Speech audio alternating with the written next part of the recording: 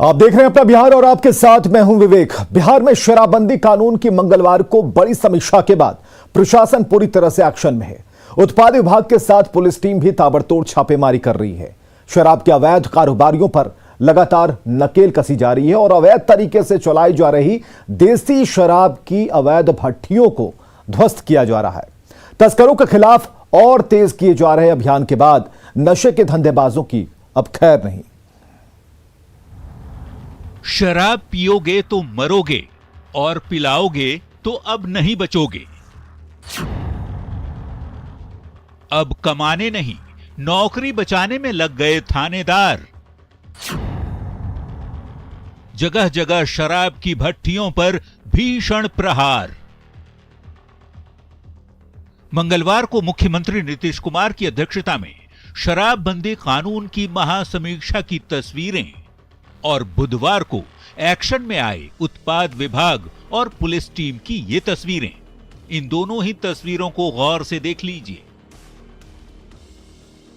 शराबबंदी कानून को बेहद सख्ती से लागू करने का जो निर्देश नीतीश कुमार ने चौकीदार से लेकर पुलिस महकमे के मुखिया डीजीपी और मंत्रियों तक को दे रखा है, उसे लेकर प्रशासनिक महकमा पूरी तरह से सतर्क और चौकन्ना हो चुका है। एक के बाद एक ताबड़तोड़ छापेमारी की जा रही है। नवादा से आई इन तस्वीरों पर नजर दौड़ा लीजिए। देसी शराब की अवैध भट्टियों को उत्पाद विभाग की टीम नष्ट कर रही है। नशे के देसी कारोबारियों पर नकेल कस रही है। देसी शराब बनाने में इस्तेमाल किए जाने वाले जावा महुआ की बड़ी खेप भी नष्ट कर दी गई। 5 भट्टियों को तोड़ने की इस कार्रवाई के दौरान करीब 165 लीटर शराब भी जब्त की गई। छानबीन करने पर यहाँ पर 3-4 भट्टियाँ चलती हुई नजर आ रही हैं। जैसा कि आप देख रहे हैं, भट्टी यहाँ है जो चल रही थी, वहाँ से भी बहुत भारी मात्रा में अवैध शराब और इंग्लिश गावा पास बरामद किया गया है। तो अब ये तस्वीर राजधानी पटना की है, जहां शराब तस्करों के खिलाफ चलाए जा रहे अभियान के दौरान पटना पुलिस की टीम ने हड़ताली मोड़ के पास ठेले पर शराब ले जा रहे एक शख्स को धर दबोचा। पुलिस इससे ये पता लगाने में जुटी है कि राजधानी में शराब की खेप कैसे पहुंची। अगली तस्वीर बेगूसराय की है, जहां गिट्टी लदी ट्रक से पुलिस ने 1-2 नहीं, पूरे 365 कार्टन विदेशी शराब जब्त किए हैं। कार्रवाई बखरी थाना इलाके में की गई है। पुलिस की माने तो विदेशी शराब की ये खेप खगड़िया जिले से लाई जा रही थी। जब्त शराब की कीमत 30 लाख रुपए से भी ज्यादा बताई जा रही है। तो वहीं मधेपुरा में शराब कारोबारियों के खिलाफ चलाए जा रहे अभियान से तस्करों में हड़कंप मच गया है। बौखलाहट में शराब माफिया उत्पाद विभाग की टीम पर ही हमले कर रहे हैं।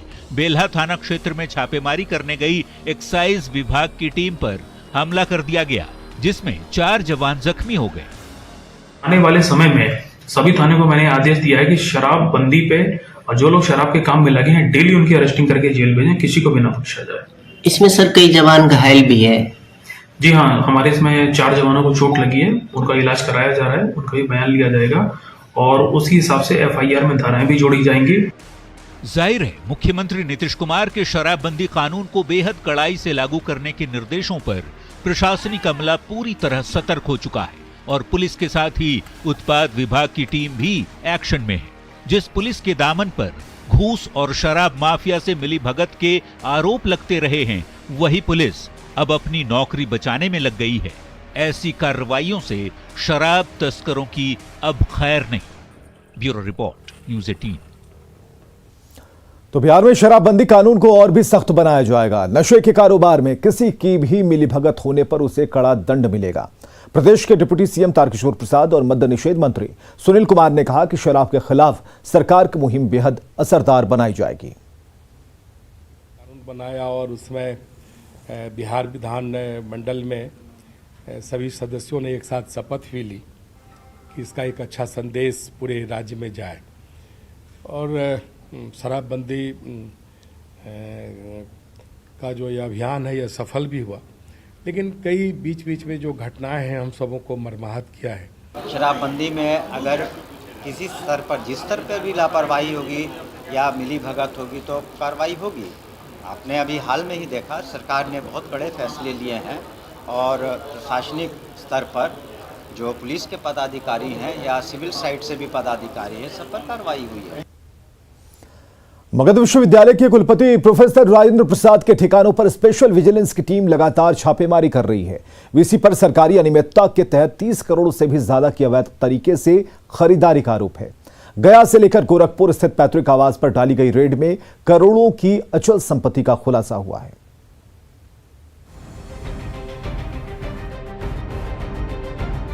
विवादों में रहने वाले मगध विश्वविद्यालय के कुलपति राजेंद्र प्रसाद आखिरकार स्पेशल विजिलेंस यूनिट यानी एसवीयू के निशाने पर आ ही गए। बुधवार की सुबह कुलपति के गया स्थित कार्यालय और आवास पर एसवीयू की टीम ने धावा बोला और छापेमारी शुरू कर दी।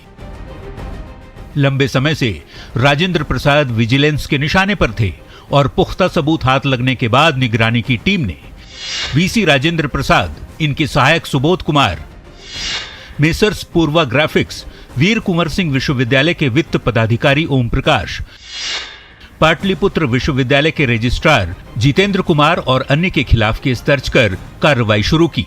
एसवीयू की ओर से ये केस इसी महीने 16 नवंबर को दर्ज की गई थी। मामला अवैध खरीदारी और फायदा पहुंचाने के लिए रिश्तेदारों की एजेंसी को काम देने से जुड़ा है। कुलपति राजेंद्र प्रसाद के ठिकानों पर छापेमारी के दौरान 30 करोड़ से अधिक के सरकारी अनियमितता का मामला भी उजागर हुआ है। गोरखपुर स्थित पैतृक आवास पर 1 करोड़ अचल संपत्ति का पता चला है।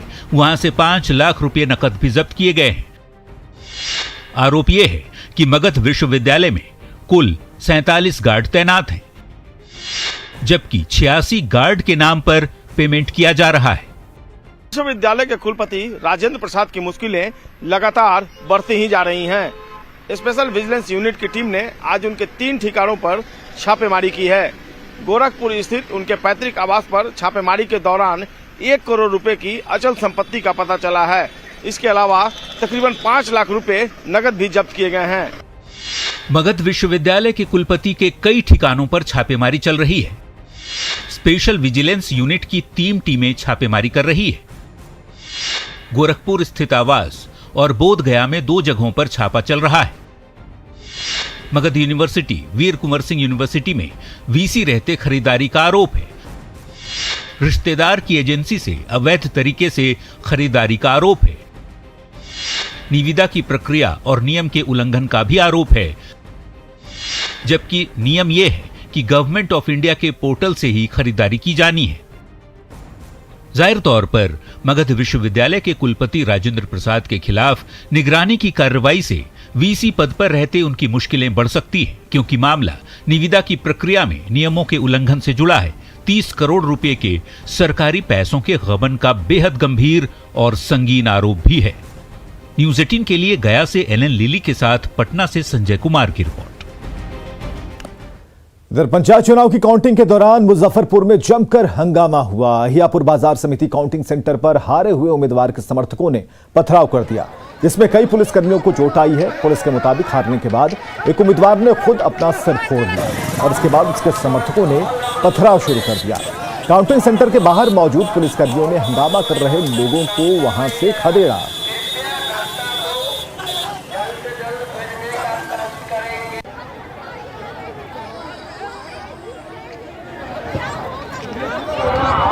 तुर्की पूर्वी का हारे हुए प्रत्याशी के द्वारा आज यहाँ पे हंगामा खड़ा किया गया है और हंगामा करने वाले कुछ लोग जो पुलिस जीप पर भी पथराव किए और खुद प्रत्याशी के द्वारा, हारे हुए प्रत्याशी के द्वारा अपना सुनने में जैसा कि आ रहा कि अपने से सिर फोड़ लिए हैं और हंगामा करने लगे। छपरा में भी पंचायत चुनाव की मतगणना केंद्र के बाहर लोगों ने हंगामा किया है और उसके बाद पुलिस ने लाठीचार्ज कर दी। इंजीनियरिंग कॉलेज काउंटिंग सेंटर के बाहर जमा लोगों ने बदइंतजामी का आरोप लगाया और हंगामा किया। इसके बाद पुलिस ने लाठीचार्ज कर लोगों को खदेड़ना शुरू कर दिया और इस बारे में अधिकारी अभी भी कुछ भी बोलने से बच रहे हैं।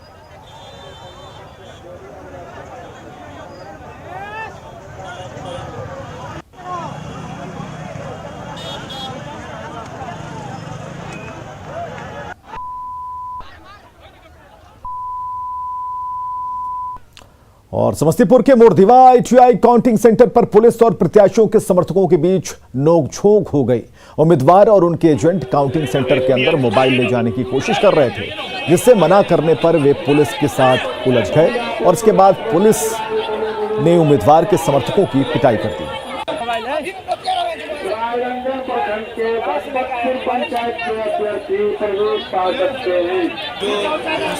इधर छपरा में एक युवक की मौत के बाद जमकर हंगामा हुआ। भड़के लोगों ने पटना छपरा सड़क को जाम कर दिया और सड़क पर आगजनी की।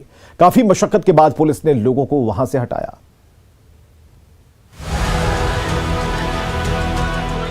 छपरा में युवक की हत्या के बाद लोगों में आक्रोश है। आक्रोशित लोगों ने छपरा पटना रोड जाम कर आगजनी की और जमकर हंगामा किया।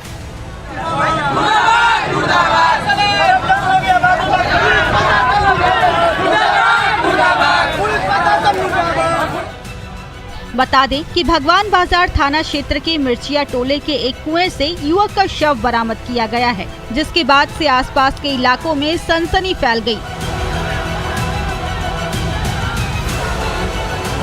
मृतक की पहचान मोर मोहल्ला निवासी काली चरण के रूप में हुई है, जिसकी उम्र 20 साल बताई जा रही है। बताया जा रहा है कि युवक की हत्या कर शव को कुएं में फेंक दिया गया। घटना की सूचना पाकर पुलिस मौके पर पहुंची और आक्रोशित लोगों को समझा बुझाकर शांत कराया।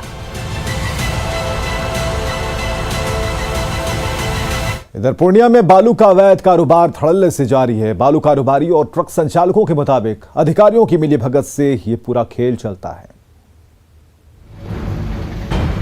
पूर्णिया में बालू का अवैध कारोबार धड़ल्ले से जारी है। इस खेल में बांका से लेकर भागलपुर, कटिहार और पूर्णिया तक के अधिकारी शामिल हैं। शहर के मरंगा थाना के पास बालू और गिट्टी के ट्रकों और ट्रैक्टरों की लंबी लंबी कतार लगी रहती है। बालू कारोबारी और ट्रक संचालकों के मुताबिक अधिकारियों की मिलीभगत से ये पूरा खेल चलता है। हालांकि जिला परिवहन अधिकारी ने कार्रवाई का भरोसा जरूर दिया है। सूचना मिल रही है तो हम लोग अभी MBIA से सब हम लोग उसको जांच कर लेते हैं और वैसे भी हम लोग नियमित जांच करते रहते हैं। खनन विभाग और पुलिस बालू माफिया के खिलाफ कार्रवाई करने के बावजूद क्षेत्र में बालू के अवैध कारोबार पर लगाम नहीं लगा पाया है। बालू माफिया की हनक कहें या तालमेल की मरंगा थाना क्षेत्र से महज कुछ दूरी पर टोल रोड से हर दिन दर्जनों ट्रक ओवरलोडेड बालू का परिचालन होता है। बावजूद परिवहन विभाग और खनन विभाग लापरवाह बना हुआ है। इधर पटना से दिल्ली उड़ने वाली स्पाइस जेट की फ्लाइट रिशेड्यूल होने से नाराज यहां पर यात्रियों ने हंगामा कर दिया तो मैनेजर से लेकर एक कर्मचारी को जमकर लताड़ लगाई। यात्रियों से खचाखच भरे पटना के जयप्रकाश नारायण इंटरनेशनल एयरपोर्ट पर सरेआम तू मैं हो रही है। गुस्से से तमतमाए यात्री हंगामा मचा रहे हैं, मैनेजर पर गुस्सा उतार रहे हैं। गर्मा गर्म बहस उग्र रूप लेती जा रही है। सर हमारी फ्लाइट 11 बजे की है, आप डिले कर रहे हो 6:30 और हम नहीं कर रहे। रीजन क्या है? आप ट्रांसफर करेंगे। एक मिनट, रीजन क्या है सर? आप ट्रांसफर करोगे सर, आप ट्रांसफर करोगे, हम नहीं करेंगे सर। पटना से दिल्ली उड़ने वाली स्पाइस जेट की फ्लाइट रिशेड्यूल क्या हुई, उससे उड़ान भरने के लिए एयरपोर्ट पहुंचे हवाई यात्रियों ने आसमान ही सर पर उठा लिया। एयरपोर्ट पर स्पाइस जेट के दफ्तर में तो हंगामा मचाया ही, कंपनी के मैनेजर और कर्मचारियों को भी जमकर लताड़ लगाई। तो आप बुक कर सकते हो, ये फ्लाइट चेंज कर सकते हो आप, इसको मैनेजर बोलते हैं। आके बोल के अपने आप बुक कर दो, ये क्या बात होगी? मैंने नहीं बोला, मैंने बोला आपने ये बोला आप बुक करो। क्या बोला? आप बुक करो, कल का बुक करना है, कल का बुक कर लीजिए। ऑप्शन बताया आपको, ऑप्शन मुझे अभी का दीजिए। बैग और लगेज लेकर बिहार के कोने कोने से पहुंचे ये मुसाफिर कहाँ तो दिल्ली उड़ने का ख्वाब देख रहे थे, किसी को ऑफिस में ड्यूटी ज्वाइन करनी थी तो किसी को जरूरी दस्तावेज जमा करने थे, किसी को इलाज कराना था तो किसी को कनेक्टिंग फ्लाइट पकड़नी थी। लेकिन फ्लाइट की टाइमिंग बदलने से ये तमाम मुसाफिर मुश्किल में पड़ गए और जब एयर प्रबंधन ने हाथ खड़े कर दिए तो सबका पारा चढ़ गया।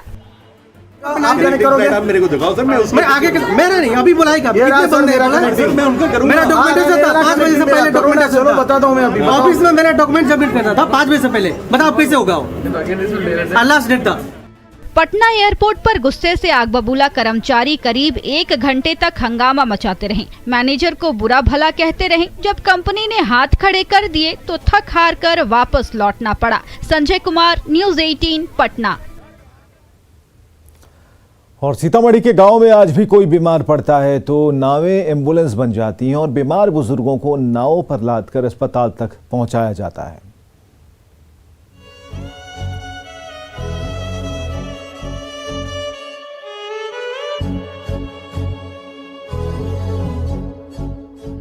दादी अम्मा बीमार हैं, शरीर तप रहा है, सांसें उखड़ रही हैं, लेकिन गांव में न डॉक्टर है न अस्पताल। सो बीमार दादी को खाट पर टांगे नाती पोते बढ़े जा रहे हैं बागमती नदी की ओर। कच्चे रास्ते पर एक एक कदम बढ़ते जाते हैं तो बागमती का किनारा दिखने लगता है। दादी अम्मा की खाट सवार होती है और चल पड़ती है नाव नदी के उस पार।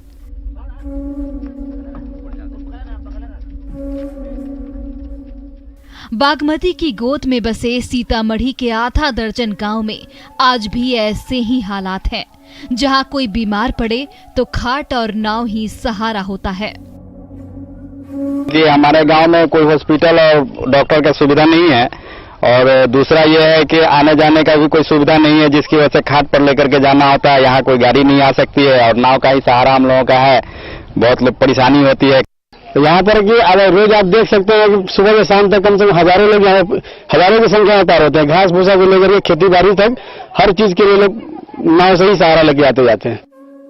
खेती के लिए खेत जाना हो तो नाव, मजदूरी करने शहर जाना हो तो नाव, कोई बीमार पड़े और अस्पताल जाना हो तब भी नाव ही एम्बुलेंस बन जाती है।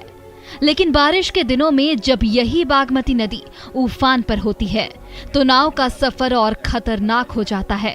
लेकिन नैया का साथ कभी छूटता नहीं, क्योंकि बागमती के उस पार जाने के लिए न तो कोई सड़क है और न ही कोई पुल। मजबूरन जान पर खेलकर मजदूर से लेकर मुसाफिर तक बागमती के आर पार आते जाते रहते हैं। और वहाँ उस गांव के लोगों को स्वास्थ्य सुविधाएं उपलब्ध कराएंगे। आवश्यकता होगा तो एम्बुलेंस बोट एम्बुलेंस भी की भी व्यवस्था की जाएगी और शीघ्र ही वहां तक स्वास्थ्य सुविधा पहुंचेगी। बागमती नदी के उस पार प्रशासन की उपेक्षा और तमाम असुविधाओं के बीच जिंदगी गुजार रहे ये बिहार की मिट्टी के ही लाल हैं, जिन्हें आज तक मामूली मरहम पट्टी के लिए भी तरसना पड़ता है और कोई बीमार पड़े तो भगवान का ही आसरा होता है। कई सरकारें आई और चली गई, नेताजी वोट मांगकर लौट गए, लेकिन न बदनसीबी दूर हुई और न ही बदहाली। राकेश कुमार, न्यूज़ 18, सीतामढ़ी। इधर केंद्रीय जल शक्ति मंत्रालय की ओर से देश के 5 गंगा बेसिन राज्यों में 8 से 26 नवंबर तक गंगा उत्सव कार्यक्रम चलाया जा रहा है, जिसका उद्देश्य है गंगा को स्वच्छ और निर्मल बनाए रखने के साथ जल संरक्षण को लेकर जन जागरूकता अभियान चलाना है। इसे लेकर ऋषिकेश से 8 नवंबर को शुरू हुई गंगा मशाल यात्रा आज पटना के NIT घाट पहुंची, जहां सदस्यों का स्वागत हुआ। केंद्रीय जल शक्ति मंत्रालय की ओर से देश के 5 गंगा बेसिन राज्यों में 8 से 26 नवंबर तक गंगा उत्सव कार्यक्रम चलाया जा रहा है, जिसके तहत पटना सिटी के NIT गंगा घाट पर भी सांस्कृतिक कार्यक्रम का आयोजन किया गया। महिमा जग में अपार हो, जग में अपार हो, जग में अपार हो। माई कहे सब पूजे संसार हो, माई कहे सब पूजे संसार। गंगा के देखो में देखो पवार हो।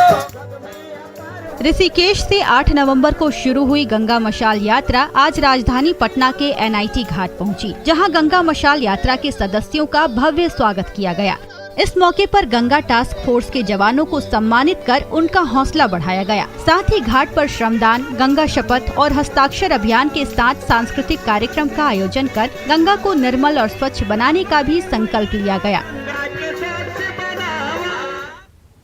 और आगे देखिए जोहार झारखंड।